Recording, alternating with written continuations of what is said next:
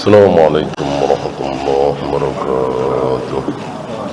إن الحمد لله نحمده ونستعينه ونستغفره ونعوذ بالله من شرور أنفسنا ومن سيئات أعمالنا. من يهده الله فلا مضل له ومن يضلل فلا هادي له. أشهد أن لا إله إلا الله وحده لا شريك له وأشهد أن محمدا عبده ورسوله وبعد.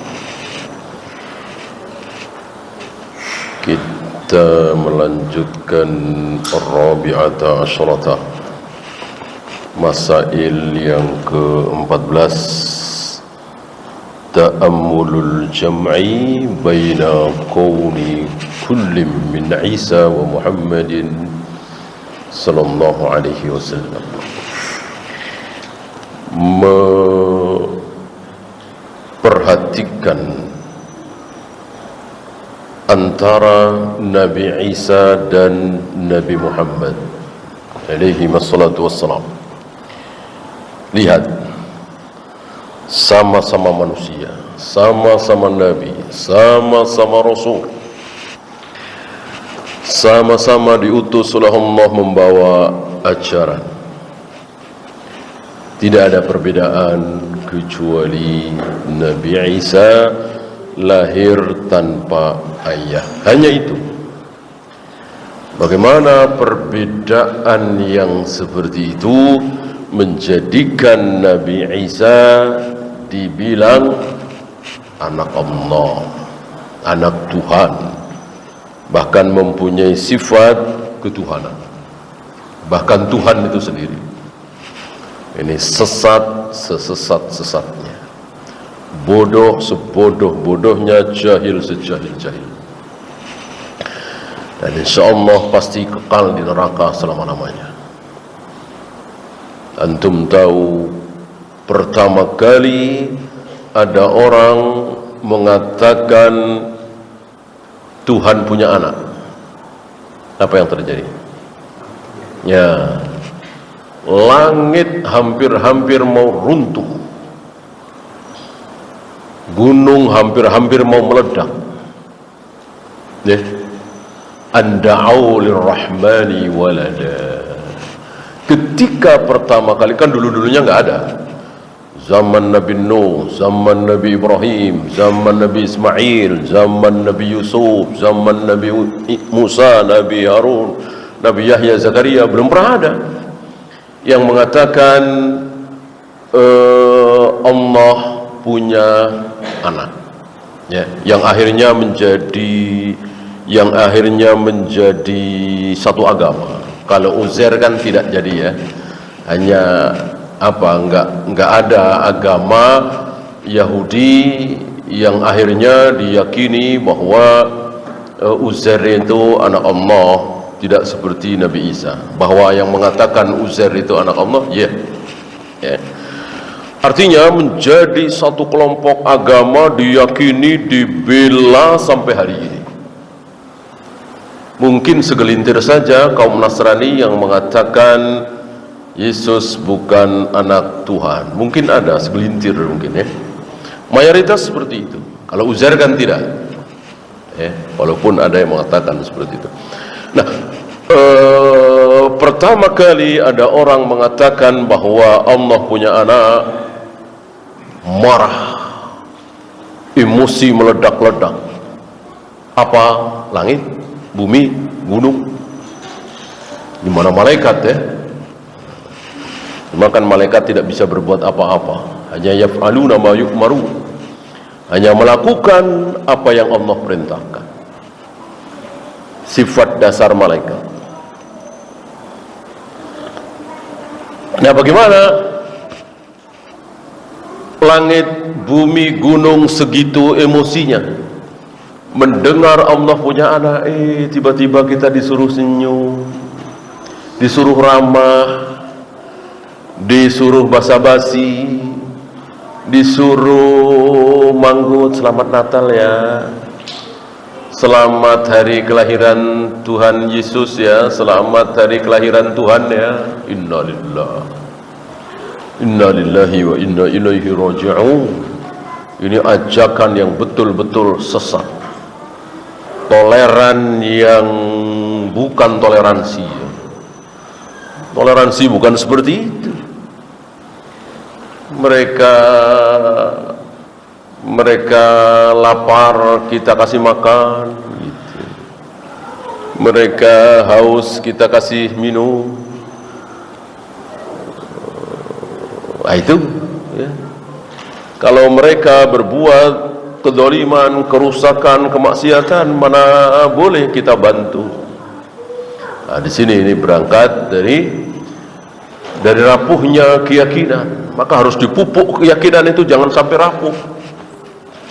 Berangkat dari semua agama sama, semua agama baik, semua agama nggak ada bedanya. Persatuan manusia, ukhuwah basyariyah. Nggak ada istilah ukhuwah basyariyah dalam Islam. Yang ada cuma ukhuwah Islamiyah, nggak ada ukhuwah basyariyah.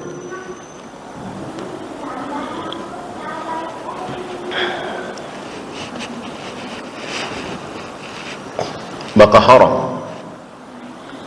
Bahkan Syekhul Islam mengatakan sekedar sebutir telur ini bisa mengantarkan seseorang ke neraka. Sebutir telur yang dia hadiahkan kepada saudaranya, temannya, tetangganya yang merayakan Natal, ini bisa mengantarkan dia ke neraka.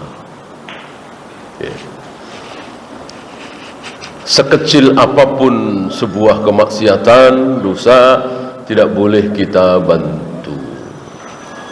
Walaupun membantunya sekedar menunjuk dengan jari. Pak, gereja sebelah mana ya? Gereja anu sebelah mana? Oh itu tuh. Apakah ini membantu? Jelas. Jelas membantu dia. Apalagi lebih dari itu. ولا تعاونوا على الإثم والعدوان.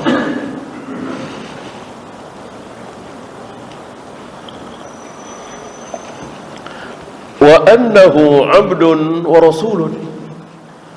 Beliau itu cuman hamba, cuman rasul. Walaysa rabban, bukan Tuhan, bukan Rabb.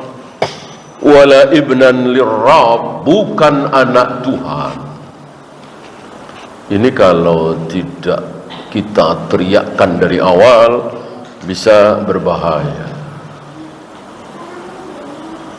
Ya itu kan istilah aja, itu kan cuman istilah, nggak bisa. Istilah itu harus benar. Ya, nggak boleh sekedar istilah. Saya kira salaf yang terdepan nih, hanya sekedar istilah nggak mau.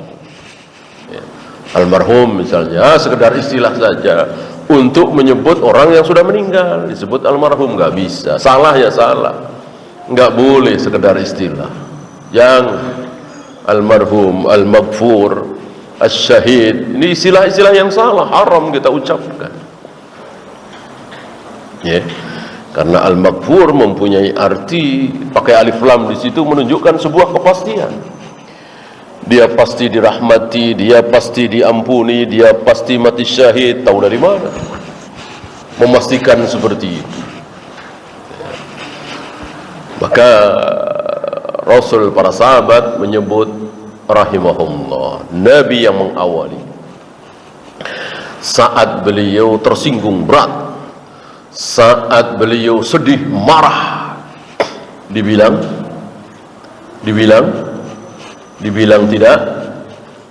tidak adil.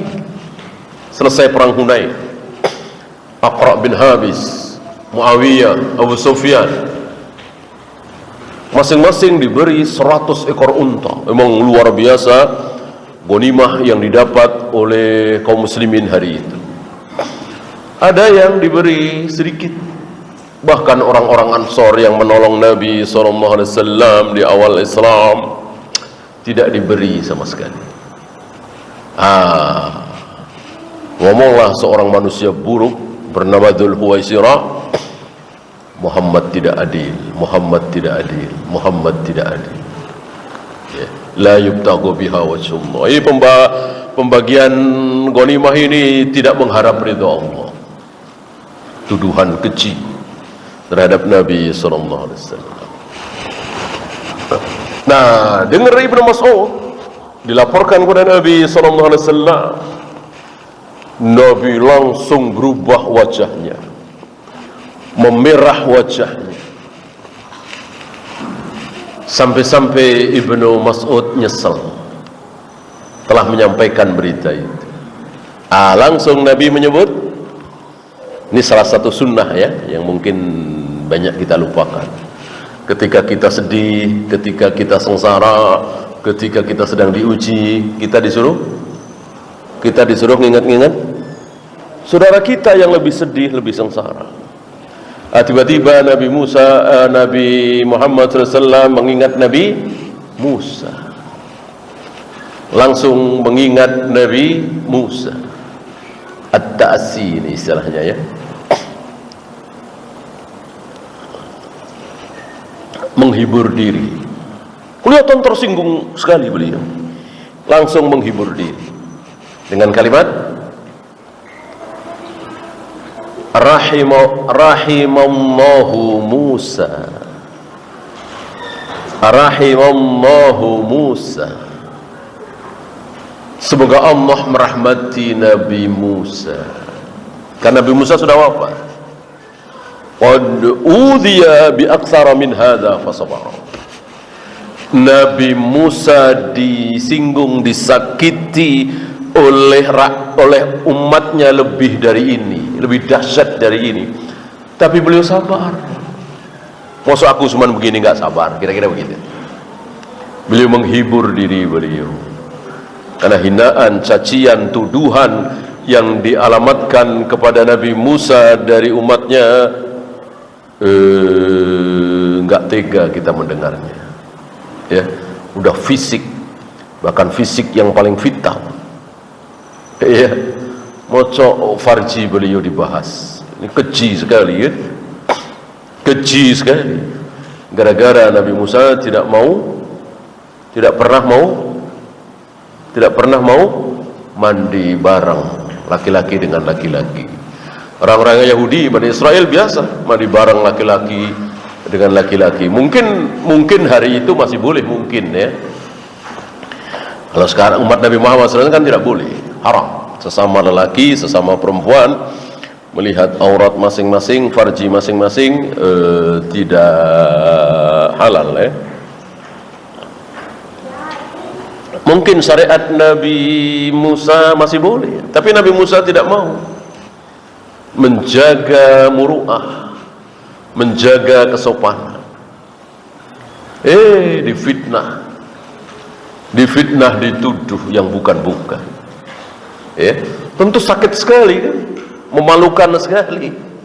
Nah, Rasulullah Muhammad SAW menghibur diri beliau, aku nggak ada apa-apanya. Ya cuma dibilang nggak adil doang.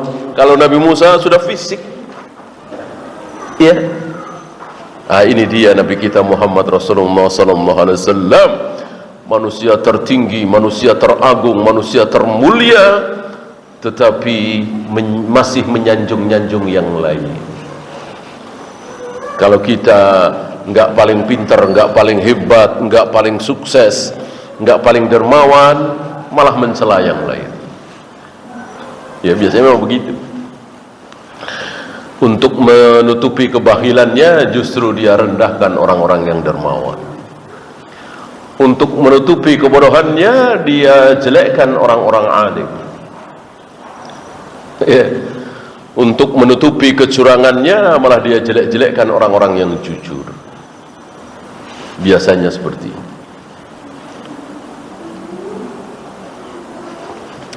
Orang berilmu, orang alim, orang dermawan yang sebenarnya dia tidak butuh sanjungan, dia enggak perlu dipamerkan, maka dia sanjung yang lain.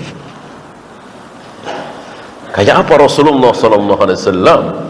Mulianya, tingginya, dalamnya ilmunya, Tapi beliau rendahkan diri beliau di hadapan yang lain.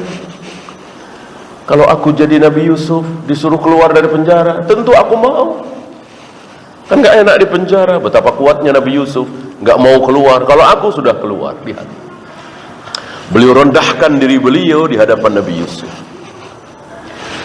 Kalau betul Nabi Ibrahim ragu dengan kebangkitan sehingga memohon kepada Allah supaya ditampakkan bukti bagaimana cara menghidupkan orang mati, itu karena keraguan Nabi Ibrahim dengan kebangkitan, aku lebih ragu lagi. Lihat, beliau rendahkan diri beliau di hadapan Nabi Ibrahim. Termasuk Nabi Musa tadi dengan kalimat apa? Rahimallahu Musa. Kalau namanya enggak disebutkan jadi rahimahullah, ya, bukan almarhum. Enggak boleh almarhum, al-maghfur, asyahid dan seterusnya, kecuali Abu Bakar, kecuali Umar, kecuali para sahabat. Jelas mereka dijamin surga. Bahkan ada yang dinyatakan mati syahid padahal masih hidup, di muka bumi, masih sedang berdiri di atas gunung Uhud, berempat, Rasulullah, Abu Bakar, Umar, Utsman.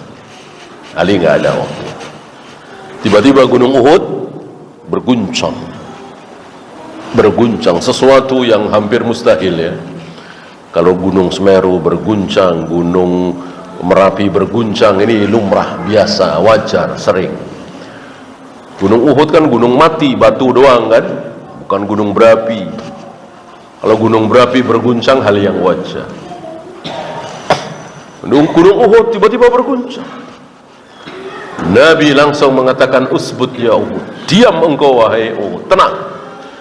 Fa inna fawqakumul yawm an-nabi wasyahid was-siddiq wasyahidah. Karena di atasmu sekarang ini sedang ada seorang nabi, seorang siddiq, dan 2 orang syahid. Siapa nabi? Tentu beliau. Siapa siddiq? Siapa lagi kalau bukan Abu Bakar? Siapa 2 orang syahid? Ya tentu Umar dan Utsman. Dan betul sekali, Umar terbunuh akhirnya ketika mengimami salat subuh. Utsman terbunuh ketika detik-detik menjelang buka puasa,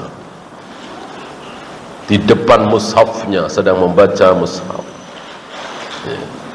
Ini keliru kalau ada siapa itu suka ngomong di TV itu, kekhalifahan itu, ini mereka benci dengan sistem khilafah kekhalifahan.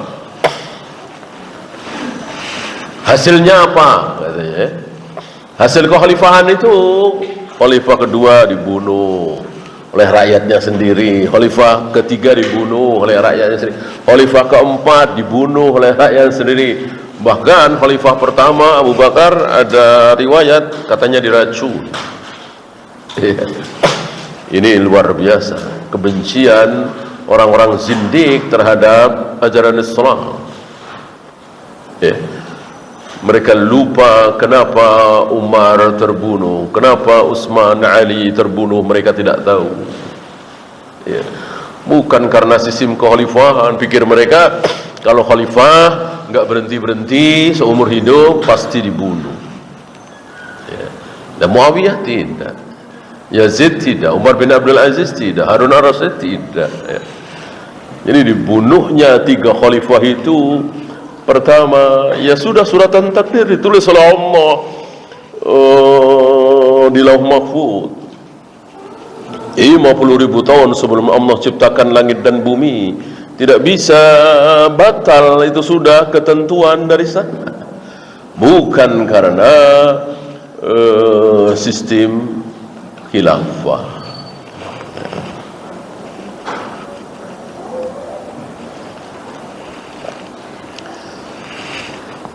Wahada yahtaju ila ta'ammul, ini butuh perhatian, butuh telaahan. Karena kalau tidak, ya akan terkecoh seperti orang-orang Nasoro. Karena lahir tanpa ayah, tiba-tiba hamil ibunya, ya pantas kalau jadi Tuhan. Ini kan bahaya sekali kalimat seperti itu ya. Iya. Al-khamisata asrata 15 ma'rifatu ikhtisasi Isa bikaunihi kalimatillah, mengetahui kekhususan Nabi Isa, yaitu terjadi dengan kalimat Allah. Dari kalimat Allah, anna Isa infarada an Muhammadin sallallahu alaihi wasallam fi asril hilqah. Perbedaan Nabi Muhammad dengan Nabi Isa alaihi wassalatu wassalam itu dari asal ciptaan. Kalau Nabi sama-sama Nabi, Rasul sama-sama Rasul, manusia sama-sama manusia, tidak ada mempunyai sifat ketuhanan sedikit pun.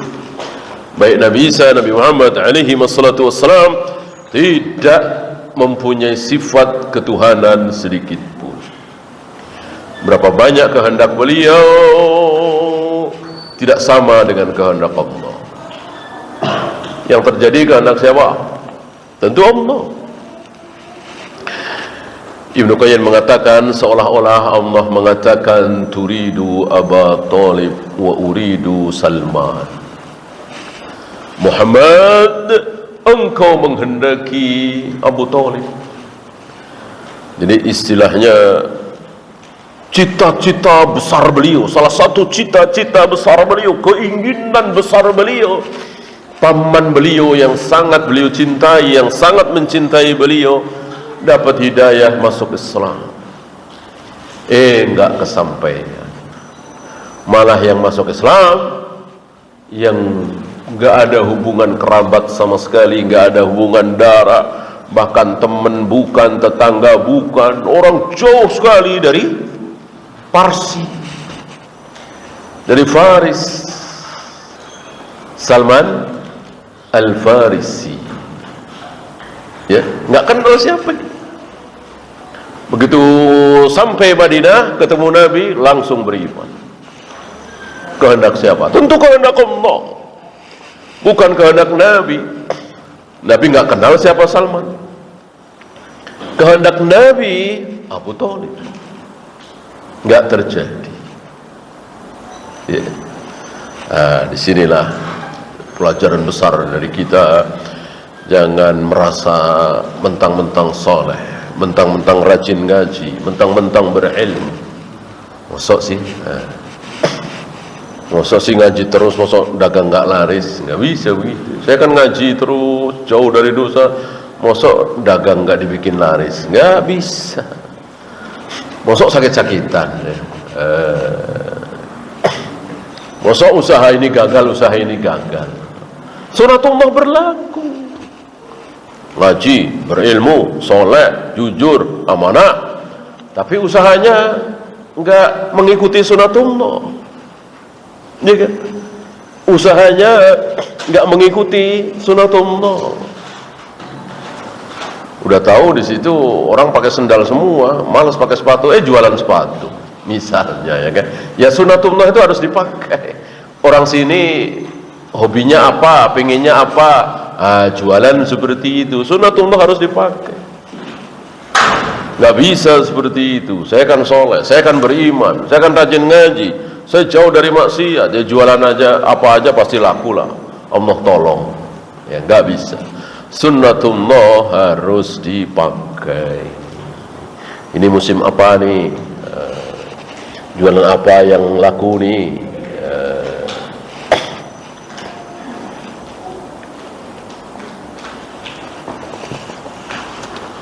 Bahwa berilmu, beriman, jauh dari maksiat akan ditolong oleh Allah, membukakan pintu rizki, iya.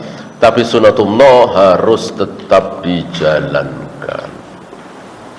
Ya. Walikulli syai'in sababa. Segala sesuatu itu ada asbab. Gitu. Termasuk larisnya dagangan kita, ya ada asbab. Tidak lakunya dagangan kita, ada asbab. Nah, asbab itulah sunnatullah. Setelah asbab-asbab itu dijalani dengan cara sebaik mungkin, jangan ada suap, jangan ada ini, jangan ada itu. Kita mohon kepada Allah. Contoh menarik ya. Ada seorang alim, berilmu,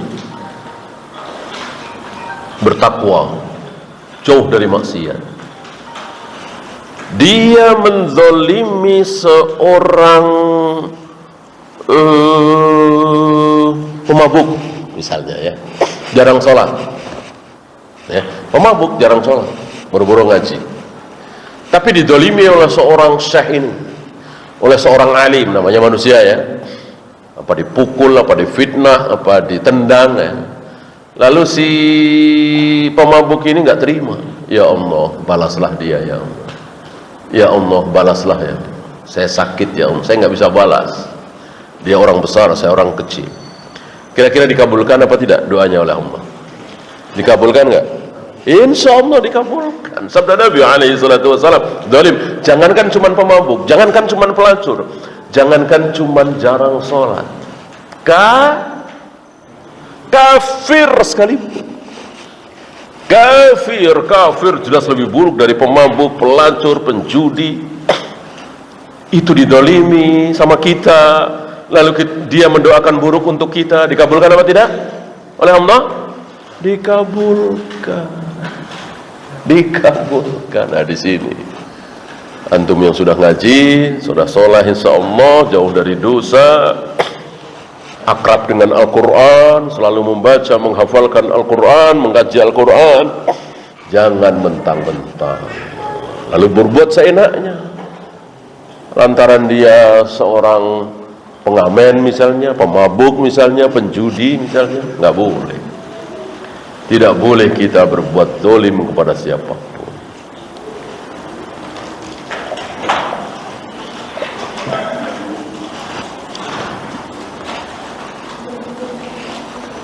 Faqad kana bi kalimatin,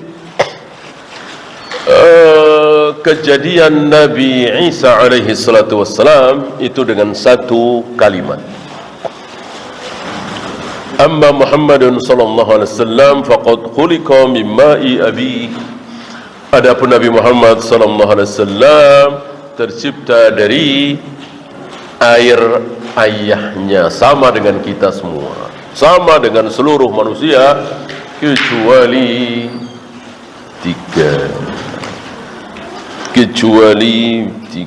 tiga manusia ini yang berbeda, tanpa ayah, tanpa ibu. Siapa? Adam. Tanpa ibu tapi dengan ayah, maksudnya dari perantara seorang lelaki. Siapa? Hawa. Tanpa ayah dengan ibu. Siapa? Isa. Cuma tiga itu. Yang keempat sama semua dengan ayah, dengan ibu.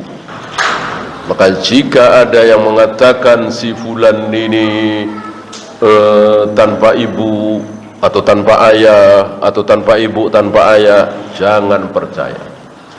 Walaupun yang mengucapkannya adalah Imam Syafi'i, Imam Bukhari, Imam Malik.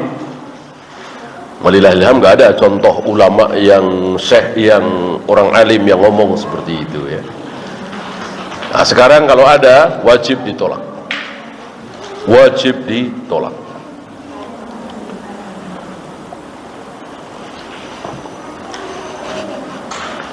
Dari sini wajib kita tolak dan nggak usah nanya-nanya. Ya, katanya sekarang kan sudah ada nih kambing atau domba hasil cloning, ya, tanpa indukan, tanpa ini dengan ini. Nanti lama-lama manusia nggak usah percaya, nggak mungkin ada. Tidak mungkin ada. Hewan juga nggak tahu ya benar tidaknya ya. Ya kalau Kalau telur menetas tanpa diramin oleh induknya, saya kira itu di kampung-kampung juga banyak, ya kan? Kalau hewan mungkin, walaupun kita juga belum lihat amat buktinya itu kan. Hanya kabar aja, katanya ada domba, katanya. Nah, apa bedanya dengan manusia? Gitu. Orang kafir nggak punya dalil kan? Kita sudah punya dalil, nggak mungkin. Ya, masih ingat waktu itu belum lama kita bahas bagaimana jawaban Syekh Utsaimin, kemantapan Syekh Utsaimin ketika diberi kabar oleh murid-muridnya bahwa kemarin sore atau tadi malam ada berita bahwa 3 orang Amerika sampai ke bulan. Langsung nggak percaya, ya. Dan beliau nggak bawa dalil. Kenapa nggak percaya? Nggak pakai dalil, ya. Karena percaya dan tidak percaya nggak perlu pakai dalil, karena itu kan bukan wahyu. Ketika ada berita, ketika ada orang ngomong berita begini, apakah kita harus percaya? Iya, Syekh Utsaimin belum pakai dalil. Ya, firasat beliau yakin ini nggak benar, lalu mengatakan aku tidak percaya. Ketika dijawab enteng sekali. Emang kalau ada datang berita dari Eropa, dari Amerika, dari siapapun, kita harus percaya? Kalau saya nggak percaya, apa dosa? Enteng, kaidah yang ringan.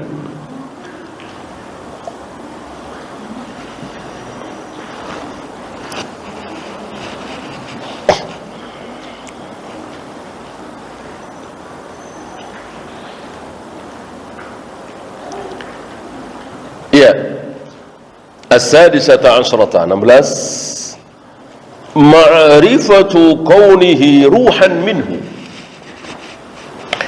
Kalimat ruhan minhu, bahwa Nabi Isa itu ruh dari Allah. Di sini barangkali ada di antara orang yang salah faham. Oh, dari Allah. Minnya di sini min litab'id, bagian dari Allah, berarti punya sifat ketuhanan, ada bagiannya. Ini salah paham. Min di sini bukan litab'id, tapi min di sini lil ibtida, bukan litab'id, lil ibtida. Dimulai dari siapa? Dari mana? Awalnya gitu. Kalau kita semua manusia kan dari ayah dan ibu, dari jima antara ayah dan ibu. Kalau Nabi Isa tidak, dari kalimat Allah, kun fayakun, itu maksudnya, bukan bagian dari zat Allah. Ini yang salah paham. Mungkin mereka yang mengatakan, yang berpendapat seperti itu, menganggap bahwa min di sini litab'i, bagian dari Allah. Ini jelas salah. Ya. Ayruhun ja'at min kibalillah, roh itu datang dari sisi Allah. Maksudnya kalimat tadi, walaysat ba'dan minallah, bukan bagian dari Allah, apalagi fisiknya, jisimnya dari Allah. Jelas itu tidak benar.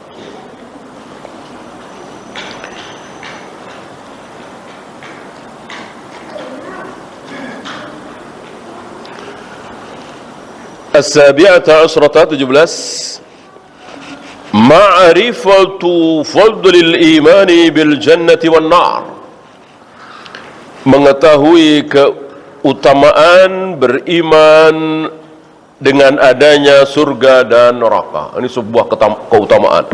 Dengan keutamaan ini, meyakini betul-betul adanya surga dan neraka, sifat surga seperti ini, sifat neraka seperti ini, yakin betul. Dengan keyakinan seperti ini menyebabkan seseorang masuk surga, selamat dari neraka. Gitu. Maka salah satu yang menyebabkan seseorang tidak masuk surga, malah masuk neraka apa? Karena dia tidak percaya adanya surga neraka. Justru dia tidak percaya, malah dia masuk neraka dan tidak akan masuk surga, kan dia tidak percaya. Yeah. Oleh karena itu ada seorang ulama, ketika ada orang zindik ahlul kalam yang tidak percaya dengan siksa kubur, dia datangi mayat itu, dia berdoa gitu. Murid-muridnya, jamaahnya pada nanya, ngapain mendoakan orang yang jelas-jelas berkoar-koar ke sana kemari mengatakan siksa kubur tidak ada, ngapain didoakan? Dijawab oleh ulama ini, justru saya tadi mendoakan supaya dia mendapat siksa kubur. Gitu. Jadi menurut beliau, dia ini sudah kafir. Kan kalau masih muslim nggak boleh mendoakan buruk untuk akhirat, kan tidak boleh. Mendoakan buruk kepada sesama muslim boleh. Mendoakan buruk kepada sesama muslim boleh, tapi hanya keburukan dunia. Bikin dia sakit bertahun-tahun, ya Allah. Bangkrutkan dagangannya, ya Allah. Bangkrutkan usahanya, ya Allah. Matikan usahanya, ya Allah. Ini boleh.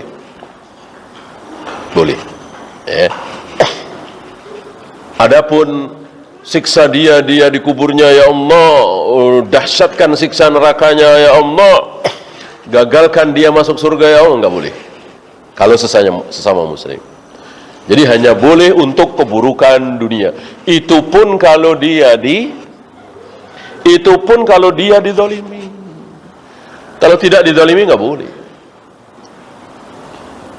Gitu ya. Kalau dia tidak dizalimi tidak boleh. Maka beliau yakin betul si fulan ini sudah kafir, sudah keluar dari Islam.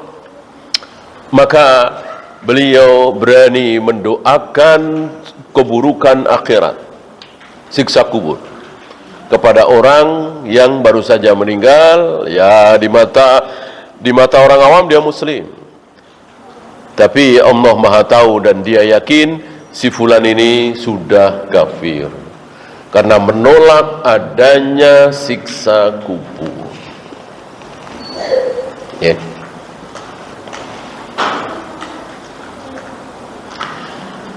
Liqaulihi fi hadithi Ubadah wa annal jannata haqqun wan nara haqqun. Ini berdasarkan hadis Ubadah bin Samit bahwa salah satu rukun iman adalah meyakini surga itu hak, neraka itu hak, mizan itu hak, sirat itu hak, haud itu hak. Rukun iman yang keberapa ini? Rukun iman yaitu iman kepada hari akhir. Ya. Jadi iman itu tidak boleh mujmal, harus rinci. Ya. Kalau Allah dan Rasulnya merinci, kita harus rinci. Saya nggak peduli Allah itu mau bersemayam di arsy, mau enggak, mau turun ke langit dunia setiap sepertiga malam atau tidak, mau menggulung langit dengan tangan kanannya, tangan kirinya, mau menciptakan Adam dengan kedua tangannya atau dengan kun fayakun, aku nggak mau tahu, aku nggak peduli, aku nggak bahas. Yang penting aku percaya kalau Allah itu ada. Muslim apa kafir? Beriman apa tidak? Tidak. Saya nggak mau tahu yang kayak gitu. Saya nggak mau belajar. Bagi saya yang penting Allah itu ada dan harus disembah. Titik. Ngapain bahas? Tangannya dua, dengan kedua tangannya menciptakan Adam, dengan tangan kanannya menggulung langit, dengan kedua jarinya membolak-balikkan hati manusia. Ngapain gitu-gituan? Berarti dia mengkritik siapa nih? Dia mengkritik siapa? Mengkritik Allah sendiri. Yang bilang aku membolak-balikkan hati manusia dengan dua jariku siapa? Aku menciptakan Adam dengan kedua tanganku siapa? Aku akan menggulung langit dengan tangan kananku siapa yang bilang? Allah. Berarti dia menganggap ucapan Allah ini sia-sia, nggak ada gunanya. Ngapain mesti dibahas? Kufur sekali ini. Beriman itu tidak boleh mujmal. Kalau Allah dan Rasulnya mentafsir, kita harus tafsir. Kecuali Allah dan Rasulnya mengatakan mujmal. Ini yang mujmal malah dikorek-korek. Ada 7 pemuda tidur selama 300 tahun atau 300 tambah 9 titik, malah dikorek-korek. Namanya siapa, di negeri mana. Padahal Allah dan Rasulnya mujmal, malah dikorek-korek. Ada di dimana guanya sebelah mana, dicari-cari, dikorek-korek, baca ini, baca itu. Kalau perlu tahu guanya sebelah mana, negerinya negeri apa, Allah sudah katakan, Allah sudah sampaikan. Artinya kita nggak perlu tahu. Yang kita perlu tahu bahwa ada 7 pemuda yang tidur di dalam gua selama ratusan tahun, titik. Ini yang Allah tafsir, malah kita nggak mau tahu. Aku tuh turun setiap sepertiga malam ke langit dunia. Ini kan tafsir sekali. Nanti jahanam akan menggeram, nggak akan henti-hentinya menggeram sebelum aku injakkan telapak kakiku. Kelak aku akan menampakkan betisku. Malah nggak mau tahu, nggak digubris, nggak sami'na wa ata'na. Maka orang mengatakan rukun iman cuma 6. Di antaranya iman pada hari akhir. Nggak ada itu segala sirat, segala haud, segala dajjal, segala mata satu, rambut keriting, akan dibunuh oleh Nabi Isa dan seterusnya. Ngapain? Pokoknya hari akhir. Nggak bisa. Karena yang merinci hal-hal seperti itu adalah Allah lewat lisan Nabi SAW. Apa yang dirinci oleh Allah dan Rasulnya, kita harus ikut merinci.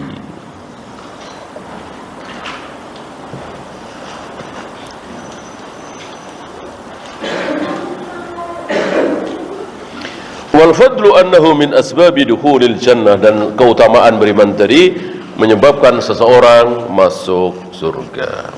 Ats-tsaminata asyrata 18 ma'rifatu qawlihi ala ma kana minal amal.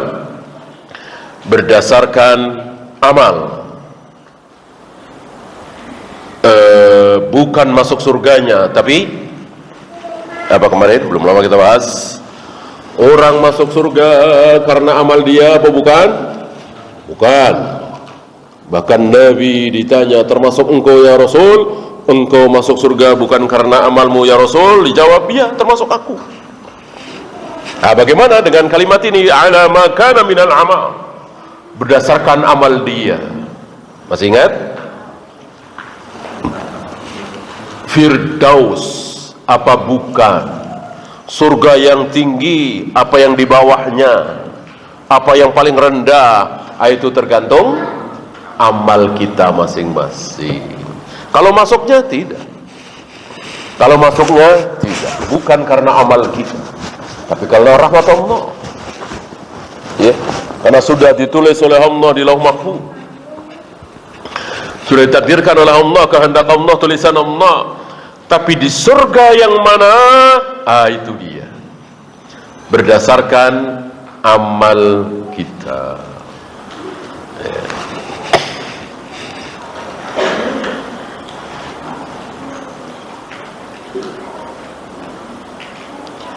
أو على ما كان من العمل السيء ولو كثر بشرط ألا يأتي بما ينافي التوحيد, dengan syarat dia tidak melakukan sesuatu yang menghilangkan tauhid, yang meniadakan, menafikan tauhid. Kalau dia melakukan satu amal atau meyakini sebuah keyakinan yang bisa membatalkan tauhidnya, selesai, wassalam, tidak mungkin masuk surga. Ya.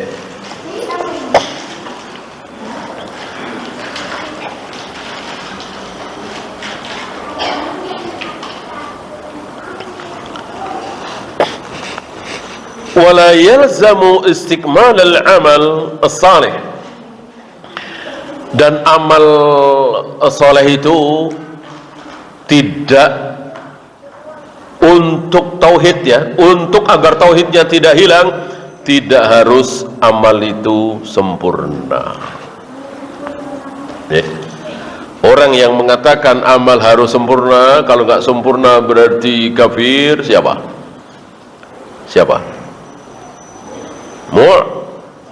Mu'tazilah dan Khawarij. Dua firqah lama ini, dua firqah tertua ini meyakini bahwa iman harus sempurna. Maka seorang muslim yang akan masuk surga adalah yang sholat setelah syahadat. Dia sholat, puasa, zakat, haji, dia jauh dari zina, khamar, judi, mabuk, segala macam. Inilah muslim yang sempurna, yang akan masuk surga, yang selamat dari neraka. Adapun dia sholat, puasa, zakat, haji, tapi pernah minum khamar, kekal di neraka selama-lamanya. Dia pernah berjudi, kekal di neraka selama-lamanya, kafir. Jadi amal itu harus sempurna, iman itu harus sempurna. Kalau iman harus sempurna, barangkali mungkin yang hadir di sini nggak ada yang beriman, karena salah satu iman yang sempurna, idza dzukirallahu wajilat qulubuhum, apabila disebut nama Allah gemetar hatinya. Apa semua kita ketika disebut nama Allah gemetar hatinya? Banyak yang tidak, banyak yang tidak bergetar, termasuk kita barangkali, ya. Dengan demikian, apakah kita dikatakan kafir karena disebut nama Allah nggak gemetar hatinya? Nggak ada ulama yang berpendapat seperti itu. Maksudnya itu iman yang sempurna. Betul-betul si fulan ini imannya sempurna karena disebut nama Allah gemetar hatinya. Dan jika dibacakan ayat-ayat Allah, bertambah imannya. Dengan kata-kata bertambah imannya sudah jelas. Nah, berarti iman itu bisa bertambah, ya. Jadathum imanan, imannya bertambah. Berarti iman itu bisa bertambah. Ketika bisa bertambah, otomatis bisa berkurang. Ini pemahaman mafhum muwafaqah seperti ini mereka nggak paham. Mereka nggak paham. Jadi betul-betul firqah itu muncul karena kebodohan. Firqah itu muncul karena kesalahpahaman. Firqah itu muncul bukan karena tidak hafal. Mungkin hafal ayat itu mereka, tapi mereka nggak paham apa maksud ayat itu.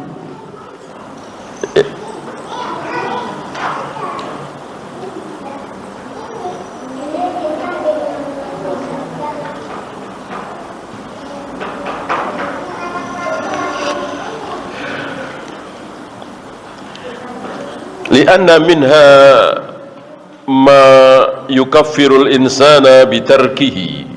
Ini sedikit perbedaan para ulama. Ada yang meyakini bahwa seseorang itu bisa kafir karena meninggalkan rukun Islam. Ada yang berpendapat bahwa seseorang itu bisa kafir karena meninggalkan dua rukun Islam. Apa? Ini termasuk Syekh Utsaimin, ya. Termasuk beliau sendiri berpendapat dua. Seseorang bisa kafir meninggalkan dua rukun Islam. Apa dan apa? Syahadat dan sholat. Syahadat dan sholat. Mana yang rajih? Syahadat, ya. Sebab kalau tidak salat dikatakan kafir, bagaimana hadis bitaqah? Sulit kita memahami hadis bitaqah. Insyaallah beliau termasuk yang mensahihkan hadis bitaqah. Kalau dikatakan bahwa meninggalkan salat itu kafir, batal hadis bitaqah, ya. Karena di dalam hadis bitaqah itu sama sekali tidak ada amal. Amalnya cuma satu. Apa? La ilaha illallah. Nggak ada yang lain. Berarti dohirnya si fulan ini belum pernah sholat sekalipun, belum pernah saum sekalipun, belum pernah baca Al-Quran, zikir, wirid, dan seterusnya. Nggak ada kebaikan kecuali satu, la ilaha illallah. Akhirnya dia masuk surga apa neraka? Surga. Hadis bitaqah yang sangat terkenal.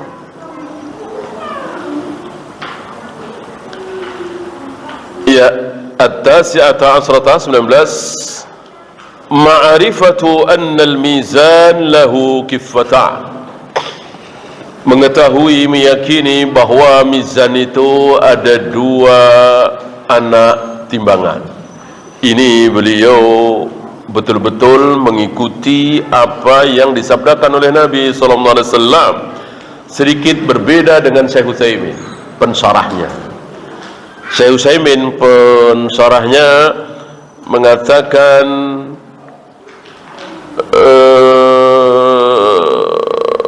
ka'anna al-muallif rahimahullah hasala indahu intiqalu dhihni. Sepertinya itu bayangan beliau, angan-angan beliau yang ada di benak beliau gitu. Padahal Syekh Muhammad bin Abdul Wahhab hanya mengikuti apa kata Nabi, kifatan. Ya. Kalau la ilaha illallah itu diletakkan di satu kifah, kemudian langit dan bumi seisinya diletakkan di kifah yang lain, maka langit dan bumi seisinya itu terangkat ke atas, la ilaha illallah ke bawah. Ya, ini sesuatu yang mudah dipahami, mudah dibayangkan. Tetapi Syekh Utsaimin mengatakan wadh-dhahiru anna alladhi fil hadis tamsil. Itu tamsil saja. Itu tamsil saja. Intinya bahwa la ilaha illallah itu berat sekali. Bukan berarti kok terus ada anak timbangan seperti itu. Saya kira wallahu alam yang aqrab lis-shawab, lebih dekat kepada kebenaran adalah Syekh Muhammad bin Abdul Wahhab. Karena ini masalah gaib, ya udah apa adanya. Kata Nabi kifah ya kifah. Gitu ya. Jadi ada dua kifah.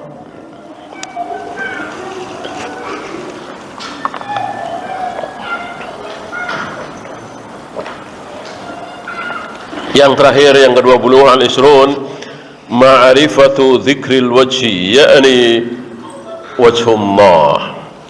Meyakini adanya wajah, meyakini adanya wajah Allah, wa huwa sifatun min sifatihi al-khabariyyati adz-dzatiyyati allati musammaha bin nisbati lana ab'adun wa ajza'un.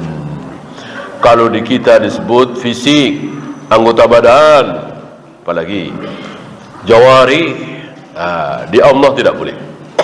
Oh, jadi Allah punya anggota badan, ada jarinya, ada tangannya, ada telapak tangannya. Nggak boleh. Telapak tangan betul, jari betul, betis betul, tapi bukan anggota badan. Itu bukan anggota badan, bukan jisim.